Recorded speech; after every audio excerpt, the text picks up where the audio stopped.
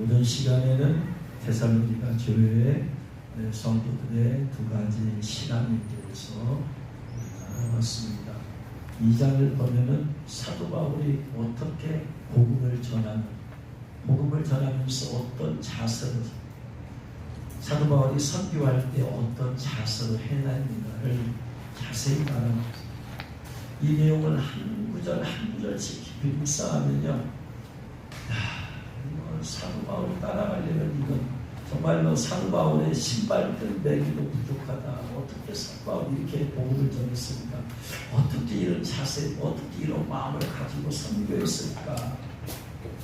감히 사도 바울을 그 마음을 따라갈 수 없는 부족한 제 자신을 발견하게 됩니다. 오늘 말씀을 통해서 사도 바울이 어떤 자세로 선교했고 어떤 자세로 복음을 전했는가를 몇 가지 보겠습니다. 2절 말씀 봤더니요, 너희가 아는 바와 같이 우리가 먼저 빌립보에서 고난과 능욕을 당하였으나 우리 하나님을 힘입어 많은 싸움 중에 하나님의 복음을 너에게 전하였다.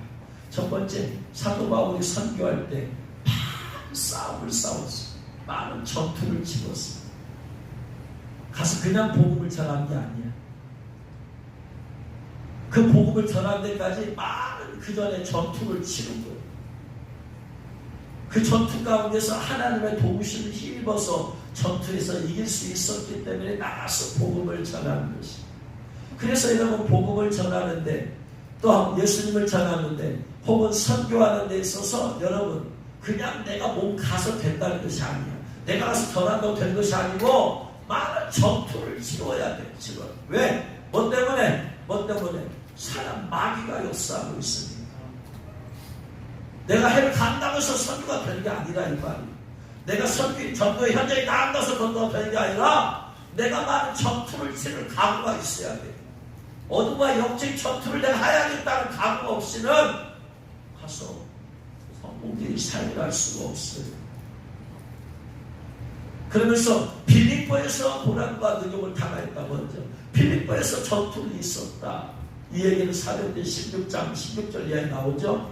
빌립보에 가서 사도 바울이 하나님 어디로 가서 복음을 전할까 했더니 마케도냐 사람이 와서 우리를 도와달라 하니까 마케도냐 가라간다 해서 마케도냐 갔더니 마케도냐의 그의 첫 성이 빌립보잖아요. 그래서 빌립보에 가서 이제 어디서 복음을 전할까 이렇게 하다가 만난 사람이 점치는 귀신 들린 여종 하나가 있는데 점을 쳐 귀신에 잡혔어. 그러면서 이 사도 바울을 아는 채를요, 이 사람은 뭐 어쩌고저쩌고 하나님의 위대한 사도다 어쩌고저쩌고. 그러니까 사도 바울을 알아보는 귀신 들린 이 여종이 더 높여져버리고, 이걸 보고는 사도 바울이 견딜 수가 없어서 나사렛 예수 그리스도의 나라에 이 귀신아 떠나가라 하니까 그다음 귀신이 젖을 귀신이 빠져나가면 쫓겨나가 버리니까 그 다음에 이 여종이 종을 칠 수가 없잖아요. 그러니까 이 여종을 두고 살았던 주인이 수입이 끊겨져 버렸어. 막대한 돈이 들어왔는데 이제 돈이 한 푼도, 왜 종을 못 치니까. 그러니까 이 주인이 화가 나가지고 바울과 실라를 붙잡아가지고 관리들한테 끌고 갔어요. 그래가지고 이 사람이 유대인인데 우리의 성을 심히 요란케 해가지고 로마 사람이 우리가 받지도 못함을 풍성을 전한다. 우리는 로마 황제가 준대 이 사람은 다른 주가 있다고 고발을 해버리니까, 그러니까 그 한두 사람이 아니에요. 22절에 무리가 일제히 일어나서 무리가 많은 사람이 그냥 나오니까 상관들이 옷을 찢어라 벗겨라. 옷을 그냥 벗기고 또 찢어서 그냥 벗겨버려. 그러면서 매로 쳐라. 그랬더니 많이 쳤다고 그랬어요. 많이 쳤다. 그러고 나서 감옥이 가둬버렸어요. 복음을 전하다가 결국은 영적 전투죠. 이 쫓겨난 귀신이 화가 나니까 그 사람의 마음들을 사로잡아서 역사에서 사도 바울을 고발하게 만들고, 그리고 나서 사도 바울이 매를 맞게 만들었어요.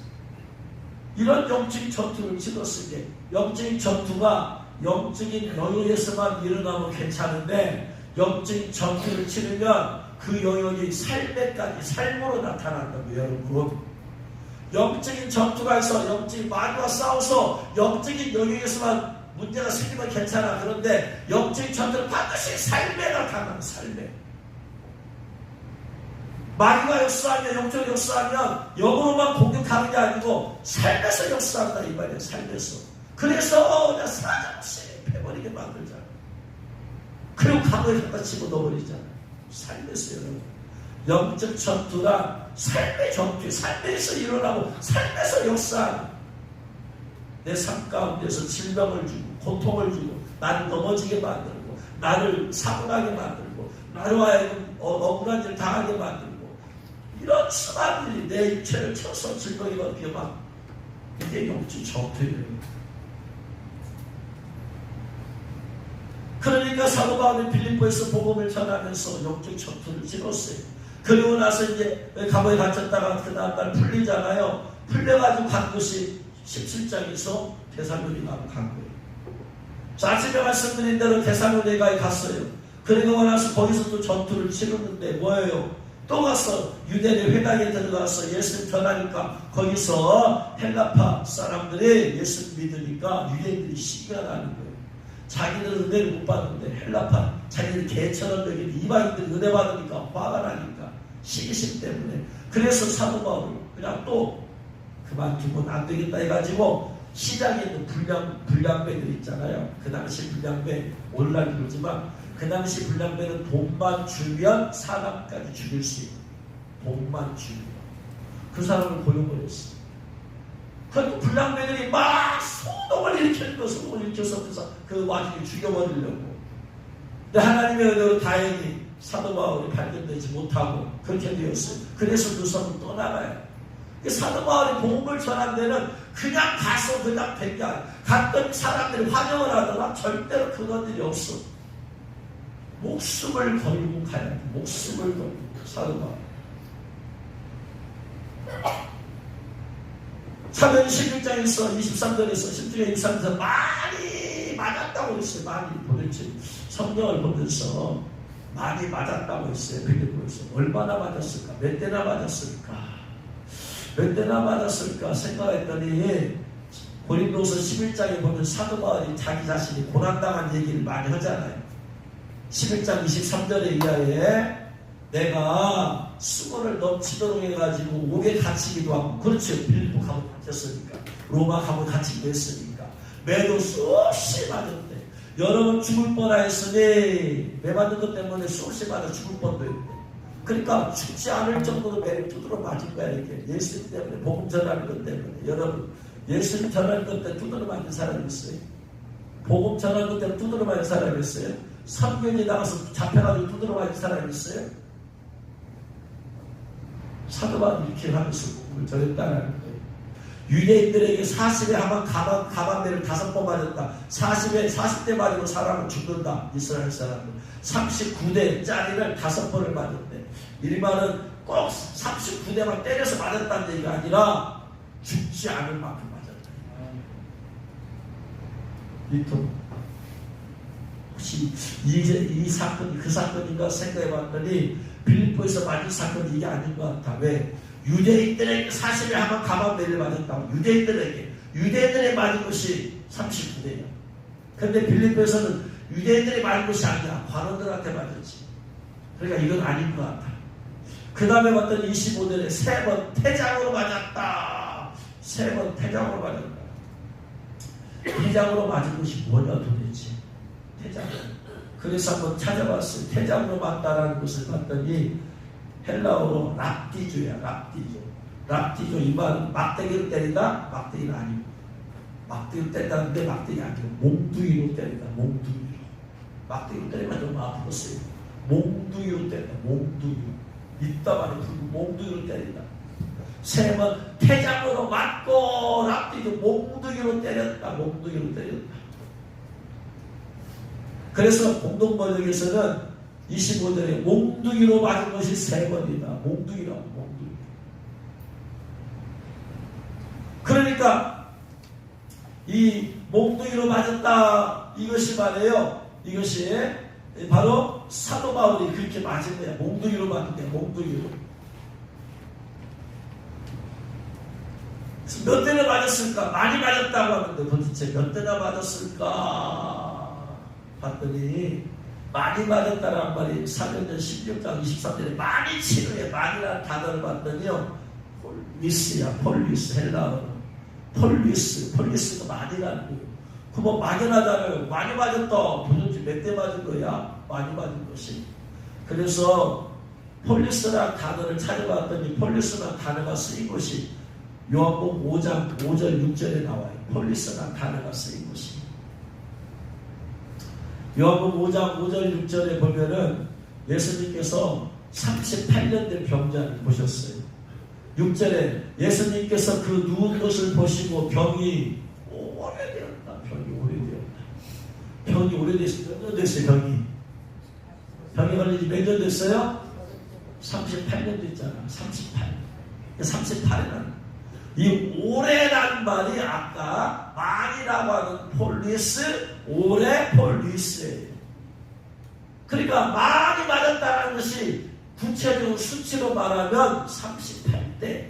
그러면 40에 하나 가면 39대를 맞은 것이 5번이라고 했는데 태장으로 또 3번, 몽둥이로 3번 맞았다고 했는데 몽둥이로 3번 맞은 것이 바로 빌립보에서 맞은 거예요. 그것도 거의 40에 하나 가만 내만 그게 빌립보에서 죽도록 맞은 거예요. 죽도록. 한 대만 더 맞으면 죽는 거예요. 그러니 몸에 뼈 마디마디가 그냥 몽둥이로 맞았으니 얼마나 아프겠어. 사도 바울이 이렇게 복음을 전하러 간다면 그래서 사도 바울은 그 다음에 복음 전하러 가면 당연히 저기서 또 맞을 거 생각하고 저기서 감옥에 갇힌 거 생각하고 이런 자세로 사도 바울이 전했으니 세상에 여러분 그런 마음 여러분 가지고 선교합니까? 전도합니까? 어디 내가 우리 교회가 전도하러 간다? 거기서 두드러 맞으리라. 선교제 간다? 두드러 맞으면 맞으리라. 죽으면 죽으려고 합니까? 실제적인 죽음의 위험이 있습니까? 그러진 않죠. 근데 사도 바울이 권하는 실전이에요. 우리는 지금 추상적으로 말씀 언어적으로 지금 듣고 있지만 사도 바울은 지금 체험적인 사적이야. 그러면서도 영혼을 구원해야 되겠다는 거예요. 그러면서도 복음을 전해야 되겠다는 거예요. 이게 사도 바울의 자세예요. 그러니까 사도 바울이 데살로니가 교인한테 말하는 거예요. 내가 여러분 가는 곳마다 나는 이렇게 두들맞구나. 나는 생명의 위험을 느끼고 강해요, 강거해요. 그냥 나는 생명 걸고 갑니다. 내가 여러분 혹시 그냥 온 게 아닙니다. 여러분 그냥 온 게 아니에요. 생명 걸고 왔어요. 생명 걸고 왔어요. 이게 사도 바울의 자세예요. 여러분 이 자세를 우리가 어떻게 따라갈 수가 있어요? 어떻게? 우리나라 같이 예수 믿는데 자유스러운 그럴 때 무슨 목숨을 걸릴 뭐가 있어요? 생명 걸릴 뭐가 있어요? 두들 말릴 뭐가 있겠어요? 옛날에 어른들은요 두드러 맞기도 많이 머리채 끌려가기도 했대. 근데 지금 몰라요. 그런 시대가 아니잖아. 그럼에도 불구하고 조금만 힘들어도 어려워도 그냥 못 오겠다가 신앙생활 못 오겠다 더러워서 기술 못 오겠다가 이게 안 나겠다. 이런 우리의 그런 마인드는 사도 바울은 너무나 우리 생각지 저참. 그래서 이런 성경이 우리의 더러워진 영성을 새롭게 해주고 깨끗하게 해주는 거예요. 우리 더러워진 마음과 생각을 이런 삶을 통해서 성경을 통해서 하나님은 새롭게 해주버리는 거예요. 이들 가운데 그렇게 하는 사람이 있냐? 얼마나 우리가 말씀대로 살지 못하고 얼마나 말씀대로 우리 고난을 받지 못하는 말씀.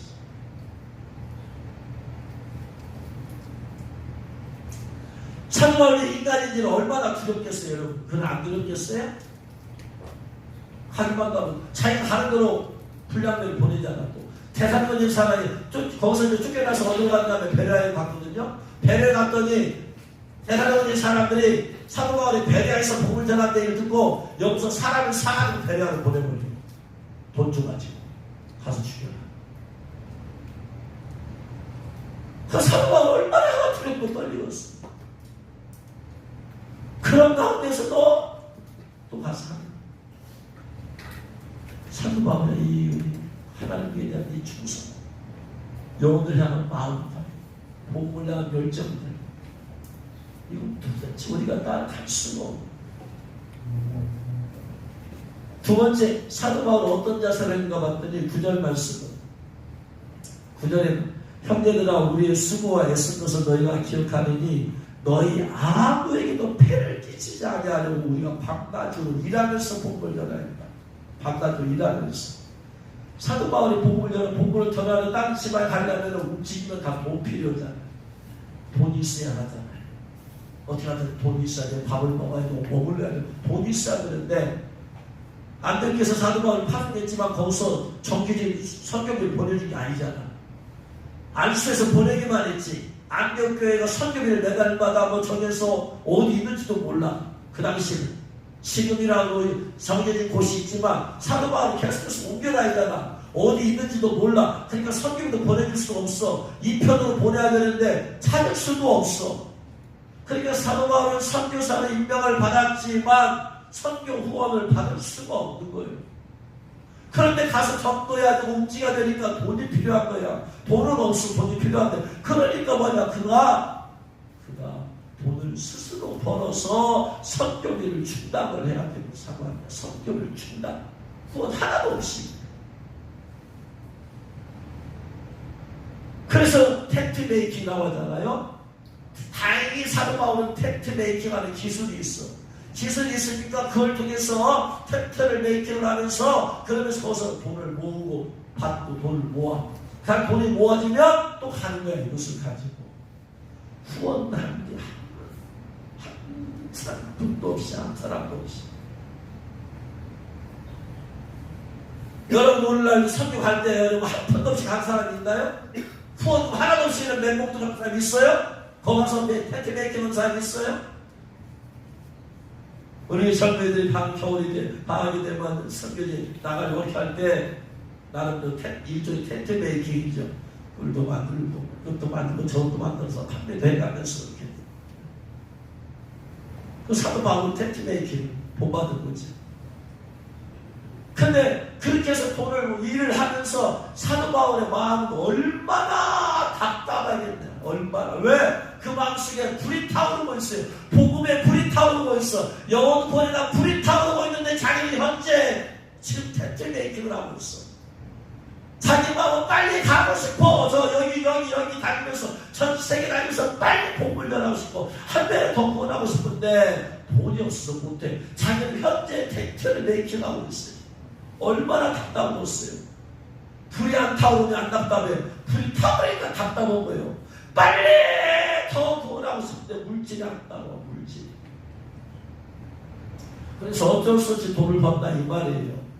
나는 복음의 불이 타오르는 사람 동력 마음. 우리 젊은 가운데 복음의 불이 타오르고 있어. 그래서 막 가서 복음을 전하고 싶은데 뭐가 안 따라와. 물질이 안 따라와서 못 가.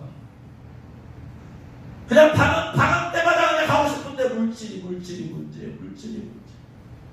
그럼 얼마나 답답해. 마음은 가고 싶은데 얼마나 답답해. 그런데 상급품 트는 것도 아니야. 비행기 타고 가야 되니까. 많이 필요하니까 그 돈을 또 텐트 메이킹 하다니 여러분 알바해가지고 그 언제 또 와가지고 어떻게 답답해. 그 답답한 거. 때는 지금 그냥 막 지금이라도 다 때려쳐버리고 그냥 가서 선교사로 나가고 복음을 전하고 싶은데 내 현재 직분이 학생이야. 공부를 해야 돼. 학교를 같이 해야 돼. 얼마나 답답했어. 얼마나 답답했어. 때려쳐버리고 가고 싶은데 나는 영혼 지금 현장에서 지금 영혼들은 시험관에 다니면서 공부를 해야 돼. 힘을 본다니까 공부를 해야 되는데 얼마나 답답해. 나는 막 가서 복음을 전하고 싶은데 그냥 가족이 걸려. 가족이 반대를 해. 얼마나 답답해. 얼마나. 자, 신학교 다닐 때 그냥 선교하면서 복음을 전하면서 스타일을 하다 보니까 이 신학교 다니면서 공부하는 지금 복음을 전해서 예수 볼 때가 얼마 안 남았는데 지금 복음을 전해서 그걸 구원해야 되는데 그냥 신학교 다니면서 공부해야 된다는 것이 너무나 답답해. 다니다 보니까 답답해. 에라이 못된다. 신학교 시험을 일해야 된다. 시험을 해버려가지고요. 무려 7년 동안 현장에서 6년, 7년 동안. 그 사람이 학교 다니는 사람 벌써 졸업해가지고 목사한테 나는 현장에서 그냥 뛰어가면서 복을 집회하면서 영혼을 주구나. 한 6년, 7년 지나고 나서 보니까 이제 나도 신학교 졸업해야 되겠다. 갖고 휴학하면 다시 복학해 가지. 그래야지 목사한테. 대학교 4학년 헌신하고 주변 부심 받았는데 이놈의 이 졸업시험을 봐야 되고 막 또 마지막 또 기말고사, 중간고사 봐야 되는 거 얼마나 답답한지 몰라. 내 마음에는 지금 가서 복음을 전해야 하는데 한쪽으로 더 후원해야 되는데 그냥 통수에 앉아서 시험 공부한다는 게 얼마나 답답해. 복음에 불이 타오르는 사람들이 답답하고 있는데 막 끌어오고 싶은데 나를 얼굴매고 있는 것들이 나를 제한하고 있는 것들이 여러 가지가 있어. 사도도 하는 거였어. 그런데 여러분, 내가 뜨겁다고 해서 다 나가기만 하면 되느냐? 그건 아니에요. 과정이고 훈련이에요. 여러분, 내가 복음에 불이 탄다고 해서 지금 선교사 나갔다, 우리 젊은이들 나갔다, 나가서 뭐 할 거야? 나가서 복음 전하지. 복음 전한 다음에 뭐 할 거야? 자, 복음 전해서 예수 믿었어요. 복음만 전한다고 되는 게 아니잖아. 어떤 사람이 예수 믿었어요. 그 영을 어떻게 해야 돼요? 양육을 해야 되는데 내가 양육할 수 있는 교육과 훈련이 되어 있느냐, 체계적으로 그 사람. 예배 드리게 해야 되는데 내가 예배를 인도하고 예배를 집행하고 예배를 이끌 수 있는 내가 그런 훈련이 되었냐. 교육을 해야 되는데 성경을 내가 그만큼 공부하고 체계적으로 지식적으로 알고 있느냐. 남을 가르칠 만큼 성경 지식이 있느냐. 없어요. 단순하게 전도하는데 훈련됐을 뿐이지 그 이상의 사역을 못해. 내가 그 사람을 영적으로 깊은 영성으로 이끌어야 되는데 내가 남들을 깊은 영성으로 이끌 만큼 내 영성이 내가 돼 있느냐. 때로는 그 사람들 신학적으로 또 같이 해야 되는데 내가 신학적으로 교육이 되었느냐. 안 되었어요. 내가 복음의 불이 타올라서 그래서 막 복음을 전한다고 해서 다 되느냐. 그게 다가 아니라 이 말이. 그래서 사도 바울도 처음에는 복음에 열정적으로 전하다가 사도 바울의 행적에서 3년이 비어요. 3년. 그 3년 동안이 뭐냐? 그가 하나님 앞에서 처음에는 뜨거워서 복음만 전하다가 한 3년 동안에 그는 그 자신을 영적으로 신학적으로 체계적으로 그러면서 다시 잤어. 아무리 헌신되었어도 훈련이 안 된 사람일수록 단순 사역밖에 못해요. 써먹을 때 단순 사역밖에 못해. 깊은 사역, 총괄적인 사역 못해. 단순히 전도하는 것밖에 못해. 그것만 해서 다가 아니잖아. 그러니까 답답해도 뭐다? 그것이 과정이고 훈련이다. 이것을 잘 밟아야 돼. 그래야지 하나님께서 마음껏 쓰지. 하나님은 훈련되고 준비된 것 이상으로 못 써. 어쨌든 간에 봄에 불이 타오르는 사람들 앞에 나가서 다 뛰면 때려치고 그냥 영혼 복음만 하고 막 그러고 싶었지만 그것이 다가 아니다. 하나님은 지금 현실에서 현장에서 내 삶에서 훈련시키고 여기서 잘 훈련도 받고 교육도 받고 그냥 갖춰질수록 하나님이 더 마음껏 쓸 수 있어. 할렐루야. 그래서 우리 젊은이들은 단순노동하지 말고 전도하고 노동하지 말고. 네? 제가 신학교 휴학하고 나서 6년 7년 동안 살겠다고 하잖아요. 살기 열심히 했어요. 그냥 제 마음속에 영혼밖에 없어요. 영혼밖에 없어요. 6년 7년 보내고 나서 딱 나를 뒤돌아봤어요. 그랬더니 복음의 불을 받아서 영혼을 구원하는 데 있어서 많은 역사도 있었고 많은 열매도 있었지만 내 자신을 돌아보니까 나는 영적으로 성장이 멈춰 있었다. 사역만 하다 보니까 영적 성숙이 머물러 있음을 깨달았어요. 일만 하니까 내 자신을 성장시키고 성숙시키는 그러려면 교육을 받아야 되고 공부를 해야 되고 이렇게 해야 되는데 그래서 제가 6, 7년 만에 내려놓고 다시 복합을 중요한 것은 내가 영적으로 성장해야지 내가 하는 사역도 성장된다는 거예요. 내 인격이 성숙해야지 내 삶의 사역도 성숙이 된다는 것이. 그러니까 그런 것들이 준비가 되어져야 합니다. 아무튼 사도 바울은 어쨌든 간에 물질적으로 사도 바울은 말하기를 너희에게 아무데도 폐를 끼치지 않아. 사도 바울은 물질 문제로 사람들에게 폐를 끼치고 싶지 않았어요. 분명히 선교사에서 후원을 받을 수 있음에도 불구하고 폐를 끼치지 말죠. 사람들한테. 그러면서 그런데 돈은 있어야 되니까 반나절 일하면서 했더라. 그래서 우리 사도 바울도 그런 자세가 필요합니다. 그다음서 뭐 우리가 폐를 안 끼칠 수는 없는 거예요. 그러나 마음적으로는 사람들에게 내가 폐를 끼치지 말자. 그러나 폐를 안 끼칠 수는 없는 거예요. 그 다음에 폐를 끼쳐야지 서로가 더 하나님의 참여가 되니까. 그러나 적어도 기본적인 마음은 내가 사람들한테 피를 끼치는 존재는 되지 말자. 이런 마음을 가지고 내가 어떻게 해서 해보려고 하고 그러면서 불행하면서 하나님을 도우시고 주위에는 성도들 돕는 것이지 처음부터 자기는 아무것도 안 해 그냥 하이 나는 알아서 해주겠지 뭐 사람이 알아서 해주겠지 이런 마음 갖고는 안 된다니까. 그 사도 바울은 두 번째 남들에게 패를 안끼치려고 텐트 메이킹하면서 그러면서 복음을 전했으니 사실 복음 전도 측면에서는 답답한 거예요. 진행 속도가 느린 거예요. 그럼에도 불구하고 그는 그의 주어진 삶에서 최선을 다했다. 할렐루야. 환경은 하나님께서 우리 주신 것들이에요. 우리 주신 환경에서 내가 최선을 다해야 합니다. 그래서 하나님께서 도우시고 역사하신다. 할렐루야. 세 번째 10절 말씀 봤더니 우리가 너희 믿는 자를 향하여 어떻게 거룩하고 어떻게 옳고 흠없이 행하였는지 너희가 증인이다. 복음 전도 대상자에 대해서 사도 바울의 자세는 내가 흠을 보이면 안 된다. 예수를 믿는 사람으로서 하나님의 종으로서 하나님의 백성으로서 내가 악하다는 소리 들으면 안 된다. 내가 저들에게 분노와 혈기를 내서는 안 된다. 내가 저들에게 율법 앞에 흠 있는 삶을 살면서 복음을 들으면 안 된다. 내 삶이 거룩해. 저 사람들 눈에 내가 거룩하지 않은 모습을 보인다면 복음 증거는 끝납니다. 복음 증거란 단순히 가서 복음만 전해서 되는 문제가 아니고 내 삶의 복음에 합당한 삶이 있어야 된다. 이게 사도바.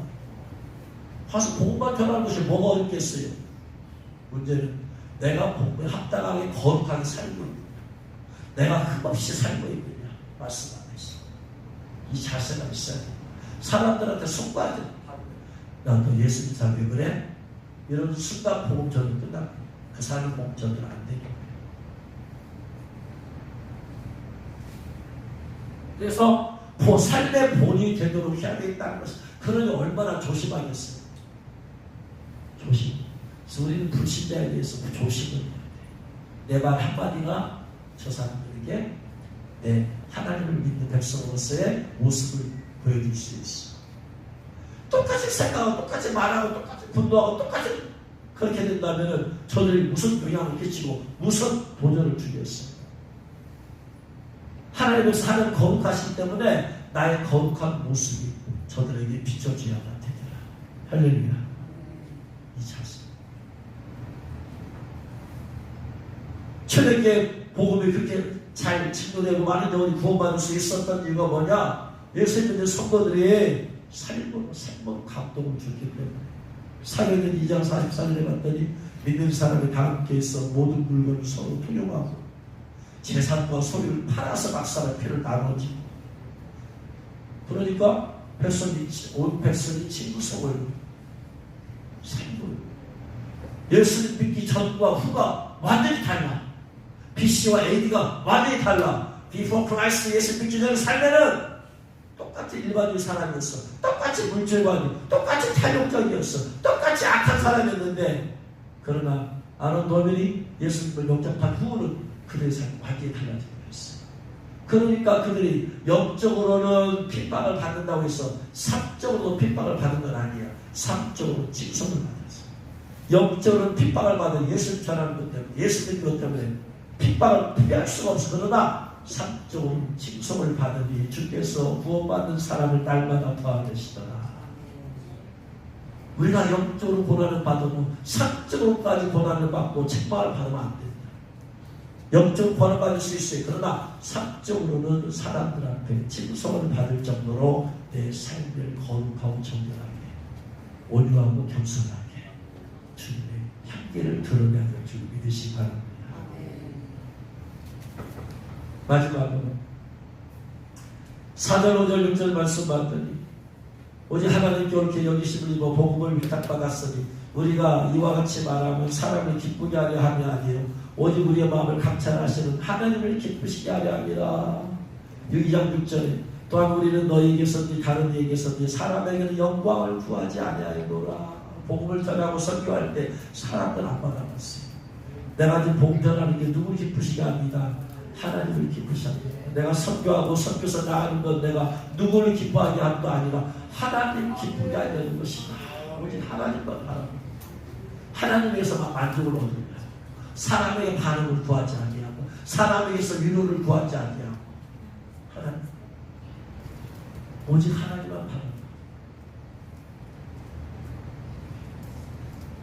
복음의 현장에서 나를 전하려고 하지 아니하고 나가 남는 게 아니고 오직 예수님의 이름만 남고 나는 예수 길을 감추고 사도만 이런 자세. 그래서 우리가 전도하고 선교할 때 있어서 사람들에게 인정받으려고 하지 말고 오직 하나님을 바라보고 하나님을 기쁘시게 하려는 자선을 해야 될 줄을 믿습니다. 나를 남겨 그 사람이 나를 신겨주려고 하지 말고 예수님을 신겨주려고 해야 합니다.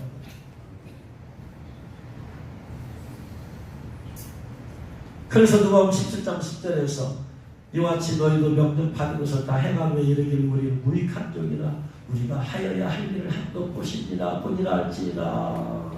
나는 무익한 종이다. 내가 이렇게 많은 일 했어도 나는 무익한 종입니다. 하나님 말씀. 오직 하나님만 바라. 우리의 신앙생활 우리 하나님만 바라보는 줄 믿습니다. 하나님 도 바라보면 안 돼요. 하나님만.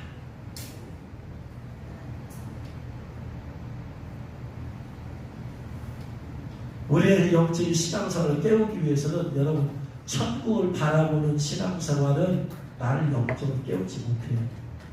천국을 단순히 천국을 소망하는 신앙은 나를 영적으로 깨우지 못해요. 천국을 소망하는 것과 예수님의 강림을 준비하는 것은 완전히 다른 신앙입니다. 천국을 소망하는 것은 내가 죽어서 가는 거예요.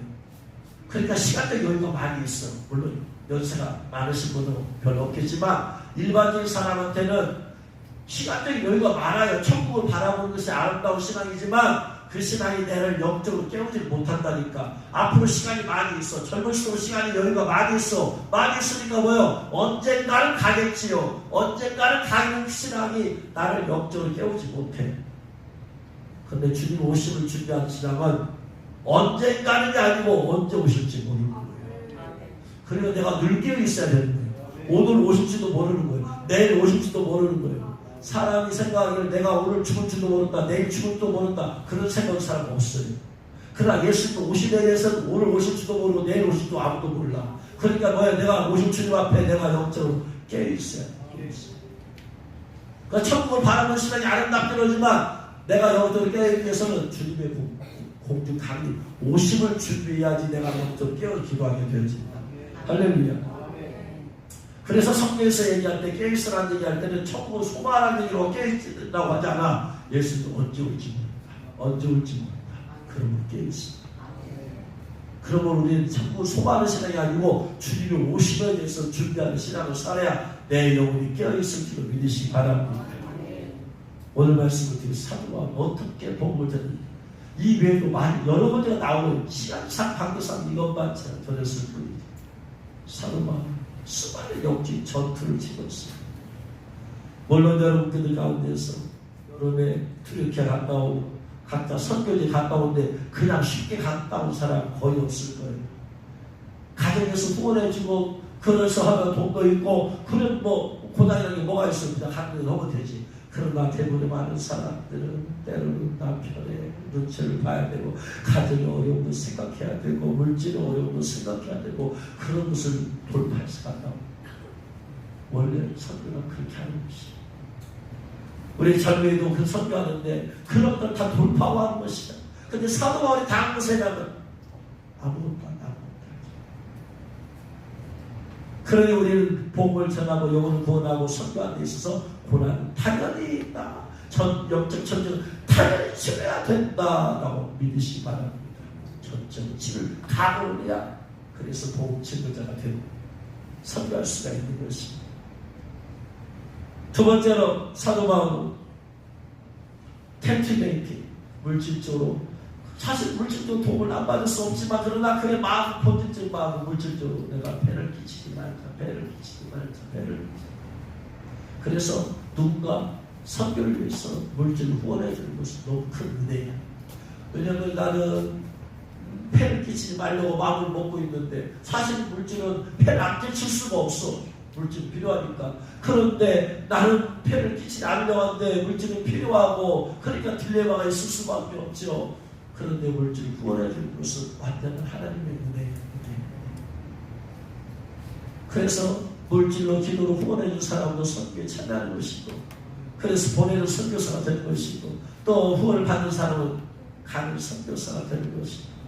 그러나 마음, 이런 마음이 있어야지 내가 물질을 함부로 쓰지 않는다. 함부로 낭비하지 않게 되어서. 그래서 때로는 얼마나 답답하겠습니까? 마음껏 지금도 복음을 전하고 싶은 사람만 불이 타는 사람이 있을 거예요.